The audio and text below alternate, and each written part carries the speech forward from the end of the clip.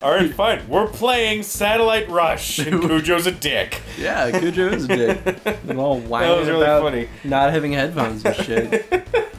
So, I enjoyed that. it sounds like we're in, like, a dance party right now. Yeah. Where's my glow sticks? Okay, WASD. Oh, that's a lot of escape, monsters. shoot. Okay, so I'm not using my mouse. That's good to know. Okay, I mean, this is a demo, so I guess I'm cool. Pew, pew. Usually, whenever Pew, the pew. game immediately starts out giving you all these controls for a demo, I'm like, well, why can't you just let me figure it out for myself? But then I immediately realize, maybe a little bit of guidance helps. Yeah, it's not so bad, especially since we actually can interact in this room and actually try it out. So, realistically, we didn't even need to see this display. Yeah. All we need to do is be able to run around and be able to shoot before shit starts happening. Yeah. And I mean, both works. So this is a Kickstarter demo by these people that just popped up on the screen right now. Look at that. Bam. We totally knew who they were. I don't think they might have a team name. I couldn't find it when I got the demo. Oh, right, I have to hit a button to pick up stuff. Team Awesome is now their name. Well, we don't know if they're awesome yet. I dig the pixel art so far, though. They described this game as what was it? I already forgot. Cool. How about that? They describe it as this. Bam! Look at that on the screen. All right. Oh, come on. Hey, that's Did they mention like Binding of Isaac or something? They did mention Binding of Isaac. They mentioned. Is that health? I need that. Oh, you blew up. Wow. All right, dead already. I like that they've styled this like it's a game show. Well, that was the first thing they mentioned as their inspiration. For the life of me, I can't remember the name of the game, but it's a classic one. Oh, damn. Explosion. Oh, God! Oh, no! Oh, God! Gelatin cubes of death, you're gonna die. You died. I called it. Guys, I called it. I don't like those sentinels, these things. They just shoot everywhere. Pixel art is really cool looking. Yeah, The animations animation are a is little lacking. They're a little lacking, but they're not Really? bad. Everything kind of feels like they are slightly moving statues. I don't know though. Like, I mean, yeah, our little dude doesn't really have much animations going on. Right. Okay, I But guess the his thing- normal movement is okay. I can understand why they didn't really put much into our animation because at the end of the day, we're nothing special. It's the crazy aliens we're fighting that. get the crazy I animation. completely disagree. Really. Well, I understand your logic, but the thing is, the player's animation is the most important animation in the entire game because that's the thing we are looking at the most. Mm-hmm. Now, his actual normal run animation I actually think is okay, but most of the time we're going to be moving while shooting, and So you're gonna be moving slower. yeah, it's just there's nothing to it. You.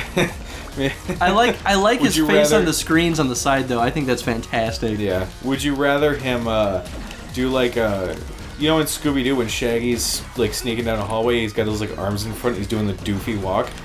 Do you want him to do that while he's firing? Yeah, totally. Oh man. So the game is challenging for sure. Which is that I guess I have a little timer on the top that It's a crowd thrill. The higher it gets, the more rewards. you get. That's kind of cool. Woo. So I realized there is an interesting balance to this game between shooting and running. Because there are definitely points in which you want to run. You are faster than the enemies if you run while not shooting. However, you are slower than the enemies if you run while shooting. God damn it, these fucking things. I think those are a little overpowered, to be totally honest. Damn it. Alright, you give it a try. What? Yeah. But Show us how it's done, Cujo. I'd rather give you shit for it though. Yeah, sorry about that. But I think that's actually an interesting dynamic because if they didn't have that, if say we were faster than the enemies while shooting, the game would actually be too easy. Like, well, not too easy. You would just never have any reason to not shoot unless you needed to really run. Interesting. The laser hurts them. Oh, that is interesting. And I just broke it. Shit. Way to fuck it up. Yeah. Enemies tend to have a little more health than I expected. That's not necessarily a bad thing. It just means that every shot really, really matters because they'll swarm you otherwise. The rectangular rooms are kind of nice because it at least gives you predictability in total area. But I imagine in future iterations of this game, after the demo, you can activate them. Come on. That's kind of cool. I imagine they'll toy around with the actual room space too. I mean, they might even have that in the demo too, for all we know. But yeah, that's another design possibility. The enemies kind of feel all sort of the same, with the exception of like those kamikaze guys. Otherwise, it's just kind of size and speed that differs. Well, I guess, and health. But those are really, really basic numbers to control. Trying to draw them. I feel like you've got... I like those crystal lasers, cool. Though. I think that's really cool. I wonder. You also have far less of those terminals. The enemies can also activate and deactivate them. Oh, that's kind of cool. Huh, interesting. Okay. Ugh. The hell are those? Oh, I still have it up. Okay, so they described this game as a hard-as-nails pixel art shooter with roguelike elements. Smash TV, that's the game I was trying to think of. And Binding of Isaac with Douglas Adams flavor. Which I totally do see all of that. I mean, you get the Douglas Adams flavor from all the aliens in the crowd, and even a little bit of the aliens in the actual combat arena. Actually, no. I'd say even the main character is a really good representation of that. Binding of Isaac, I guess it's just mostly in the combat itself. Yeah. And then Smash TV is totally the setting, like 100% the setting, and the game flow. Because Smash TV, I don't know if you ever played Smash TV, but it's hard as fuck. Oh, good lord. It is one of those classic arcade games, and it's set up like you're on a TV show, or like a game show, and you basically go from room to room, killing every enemy in the room, and then moving into the next room. But the challenge is that there are so many enemies that survival becomes exceptionally difficult. But there are some players that are just ridiculously good at that game. Jeez, Cujo. Yeah. Ugh. You know, I feel like you're doing better than me because you're not talking. Yeah, I mean, words, concepts. Ooh, repeater. Yeah. We haven't gotten to see a lot of the weapons you can pick up. Woo. We've seen the shotgun and the repeater. I don't know if we've seen anything else. Oh. Ooh. Urani? Another repeater. Oh, God. Oh! Whoa! Oh, God. So do you kill all those things? Watch it. Watch it! Nicely done. Oh, I don't know what that second pickup was. Maybe that was health. I didn't realize that you had 2 bars, one for ammo and one for health. I couldn't see. Did those 2 bars have different colors before you ran out of ammo? I think one was white and the other, well, I mean, the health goes from green to yellow to red. Oh, does it? I think. I haven't been paying attention. Comment if I'm right. Okay. Alright, I am anticipating those other ones coming to life. Yeah, as soon as you kill that, shit's gonna go down. Like 100%. Yeah! Nah, man, there's a force field there. You're not gonna do anything with it. Oh, dear God. You're fine. You played that Luigi's Mansion game on the Wii U. It's basically the same thing. Oh, God. Alright, Subject Ego Monkey? I don't know. Yeah, that's interesting. Let's do it. Let's do it again. Yeah. So, this is definitely the kind of game that's going to have a lot of randomization in each level. I wonder if we get past that last stage you died in, it makes me wonder if it'll take you to kind of like a whole new floor where there's new monsters, new obstacles in the environment, or if everything's totally randomized. One thing that I think would really make this game shine is if there are metagame mechanics. So like, what that basically means is, if you play, right, and then say you die, what carries over into the next playthrough? Right. That's kind of on the lines of the procedural death labyrinths. While this doesn't really feel like a labyrinth, that's kind of the popular trend with those games right now. And I guess a lot of roguelikes too. The lines, someone came up with the term of procedural death labyrinth just because a lot of roguelikes have deviated from what roguelikes classically are. But I'd still say this is probably closer to a roguelike. Yeah, this one's definitely...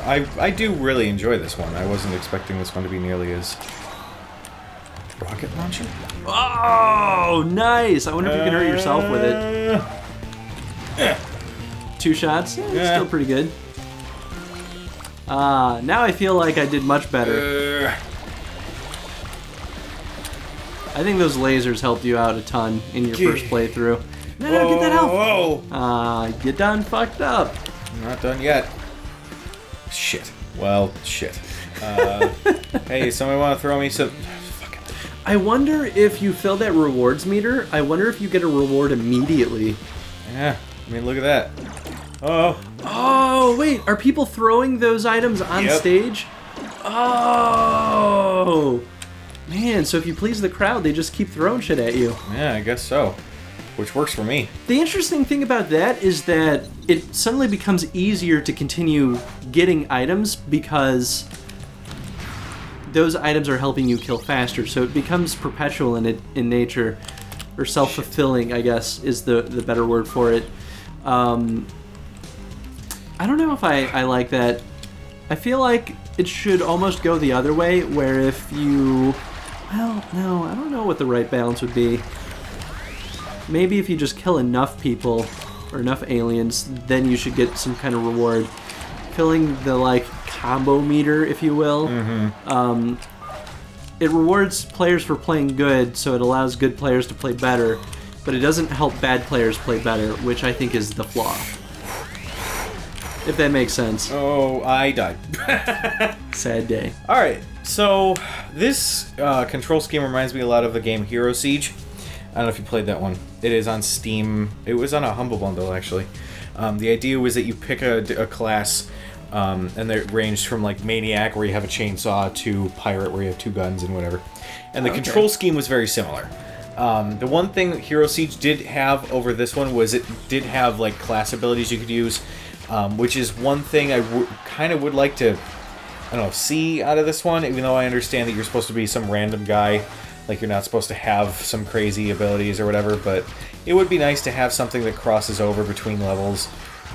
Like you were saying before, having something that, like, you get an advantage for, you know, killing so many monsters or whatever. And I feel like that'll be something that they implement, because as it is right now, it almost seems too much like leaving you high and dry with a lack of extra stuff to look for. But the game controls really well.